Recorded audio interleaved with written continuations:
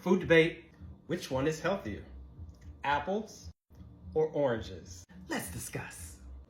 Apples, the pros. A good source of fiber, which is good for your digestion, vitamin B, and malic acid, which helps maintain healthy teeth and help neutralize the acid in your stomach. The cons. It has a higher natural sugar content than oranges.